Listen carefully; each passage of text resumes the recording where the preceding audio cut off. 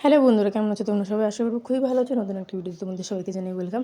এদিকে দেখো, আমি কিন্তু বানাবো আমার মেয়ের আজকে খাবার। এটাতে কিন্তু একটা দেশি চাল নিয়েছি, মানে আমার বাপের বাড়ি, আমার বাবা ধান চাষ করে, তো সেটারই বৈশাখী ধান। একটু কালো কালো, সেটা একটু বেছে নিয়েছিলাম, তারপর ভাবছি যে এত বেছে পারা যাবে না।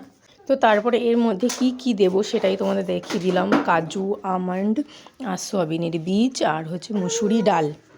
তারপরে দিকে দেখো মুসুরি ডাল আমি সব প্যাকেট থেকে এক এক করে খুলবো আর চালের সাথে মেশাবো, কারণ এটাকে রোদ্রে দিতে হবে। তারপরে মিক্সি করে টেকে তারপরে আমার মেয়ের খাবার তৈরি হয়। আমার মেয়ে যেহেতু এখনও ভাত তেমন করে খেতে পারে না, মানে এক দুই গাল হয়তো খায়, কিন্তু পেট ভরে যেটা ভাত খাওয়া সেটাও কিন্তু খায় না। আমি এখন চালের গুঁড়োই খাওয়াই, তো তাও জোর করে। এদিকে দেখো আমি কিন্তু আমন্ড, কাজু এগুলো মিক্স করে দিয়েছি আর দেখছি কীরকম হয় আর কি, কতটা হয়েছে। তারপরে দেখো সয়াবিনের বীজটা আমি দিয়ে দিচ্ছি। তোমরা যদি আমার চ্যানেলে নতুন হয়ে থাকো তো অবশ্যই সাবস্ক্রাইব করে পাশে থেকো, আর ভিডিওটা যদি ভালো লেগে থাকে তো অবশ্যই লাইক, কমেন্ট অ্যান্ড শেয়ার করে দিও।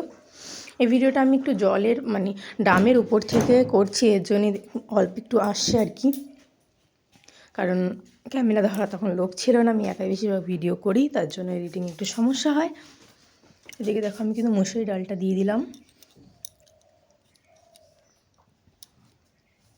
এদিকে দেখো আমি কিন্তু মিক্স করছি, আর একটু মুসুর ডাল লাগবে, পরে আমি সেটাও অ্যাড করেছিলাম।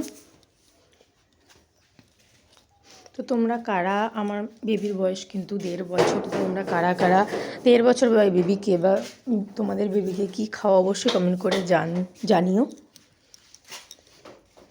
এদিকে দেখো এটা কিন্তু আমি সুন্দরভাবে রোদে দিয়ে আসবো, ছাদে ঢাকা দিয়েই, কারণ পাখি বসতে পারে, আরও কত পোকামাকড় পিঁপড়ে লেগে যেতে পারে, এর জন্য ভাবছি একটু সুন্দর করে ফুটো ফুটো থাল দিয়ে।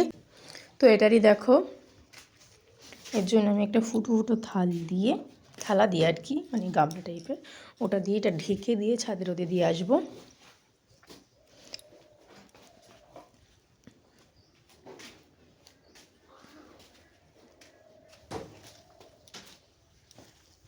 তো কেমন লাগলো ভিডিওটা অবশ্যই কমেন্ট করে জানিও। টাটা বন্ধুরা, বাই বাই।